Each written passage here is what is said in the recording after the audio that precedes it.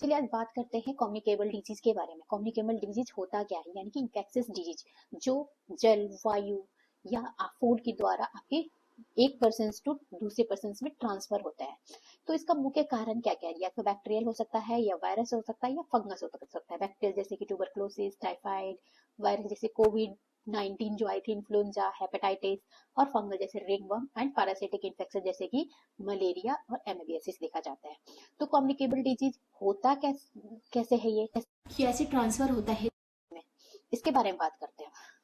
अब हम बात करेंगे कम्युनिकेबल डिजीज का मोड ऑफ ट्रांसफर, यानी ट्रांसमिशन कैसे से। हवा से, खांसी से, छींकने से हो सकता है, पानी या भोजन से, फूड से, रक्त से जैसे कि मलेरिया और डेंगू। कंटेक्ट बॉर्न डिजीज है, यानी कि स्कीबीज, एसटीडी। अब इसकी ट्रीटमेंट क्या करेंगे? एलोपैथिक में antibiotic, antiviral, anti fungal and vaccination के द्वारा हम इसकी ट्रीटमेंट करते हैं। इसके अलावा पर्सनल हाइजीन का ध्यान रखना है, सैनिटाइजेशन का ध्यान रखना, आइसोलेशन का ध्यान रखना है। ये कम्युनिकेबल डिजीज को ट्रीट करने का एक तरीका है। इसके अलावा आयुर्वेद के हिसाब से हम क्या करेंगे? आयुर्वेद में इसको आगंतुक डिजीज बोला जाता है, या जना पदोन्सी। आयुर्वेद के हिसाब से कम्युनिकेबल डिजीज को क्या बोलते हैं? आगंतुक डिजीज। ये एक ऐसा रोग है, अगर एक कम्युनिकेशन में कोई डिजीज फैलता है तो हमने देखा है कि डेंगू का सीजन आया तो सारे पेशेंट जो होते हैं वो डेंगू वाले होते हैं, क्योंकि वो इन्फेक्शन फैलती है। तो इसको हम ठीक कैसे कर सकते हैं? आयुर्वेद के हिसाब से इसमें क्या क्या कारण रहता है?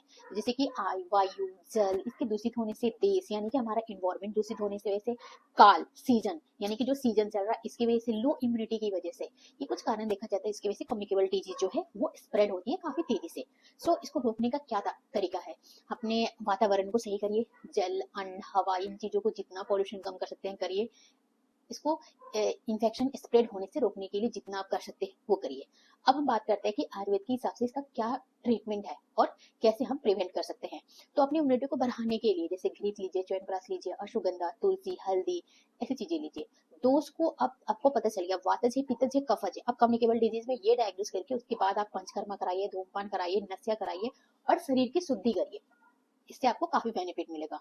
और गुड़जी, तुलसी, नीम, हरिद्रा जो इम्यूनिटी को बूस्ट करने में हेल्प करता है, जो आपके पास अवेलेबल है इजिली, उसको यूज करिए।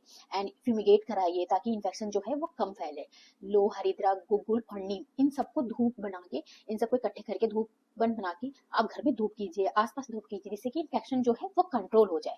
जो कोविड-19 के समय काफी ज्यादा स्प्रेड हुई थी, काफी लोगों ने बताया था इसके बारे में। ये एक बहुत अच्छा तरीका है, आप अपने घर को शुद्ध कर सकते हो और इन्फेक्शन से भी बचा सकते हो। I hope so communicable disease को रोकने में आप सब मिलकर हेल्प करोगे, और आई होप हम सब मिलकर कम्युनिकेबल डिजीज जितना कम हो सकता है उतना करेंगे। Thank you so much. इससे ज्यादा कोई भी इन्फॉर्मेशन आपको चाहिए तो हमारे चैनल पे आके आप कांटेक्ट कीजिए हमसे, एंड आई होप मैं आपका हेल्प कर पाऊंगी। अब हम बात करेंगे नेक्स्ट वीडियो में कम्युनिकेबल डिजीज में कि कौन से डिजीज में कैसे क्या क्या स्पेसिफिक हमें ट्रीटमेंट लेना है, क्या ध्यान रखना है। Thank you.